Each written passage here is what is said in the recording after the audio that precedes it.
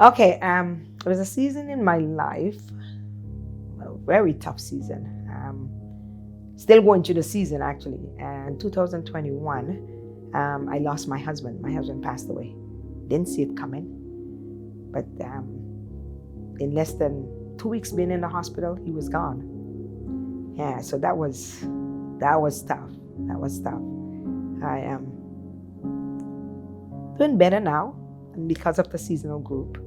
When my husband passed, I remember going to the hospital and they called me and told me that he passed. I remember going into the room and I remember crying a lot. And then I remember this voice was saying, "You need to blame somebody."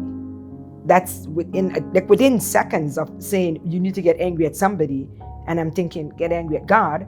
And then all of a sudden, within that same moment, was like, then I get angry at God, then what? And then all of a sudden, that woke me up and I realized that if I get angry at God, then I have no source. What do I do? Who do I go to? And that's when I decided, no, this is where I need to stay. It would be nice, and I would beg God, send me a friend, send somebody. And God always knows when to send a person just at the right time. Just at the right time. He'd always send somebody either to send a text or to phone. Nobody never really showed up at the house. And sometimes I wish that would happen, but it never did happen. But so in grief care, I went through the group care because I figured that there wouldn't be any pressure for one-on-one where I would have to talk.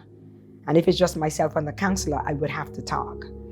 But after grief was finished, I realized that I know I need the one-on-one. So I went ahead and I got the one-on-one. And that helped me quite a bit. And I realized my second time of going through group the grief care, I realized that I've been selfish.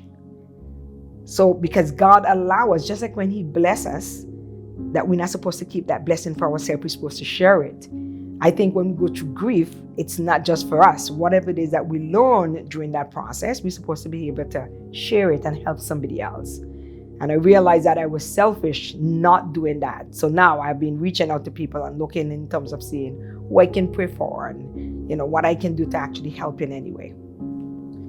Being in a group of people who have lost loved ones, whether it be a spouse or a parent or a child, how that has helped me, I think by telling them my story, sharing my story, that is what might probably help them to kind of decide, it's not as bad as I think.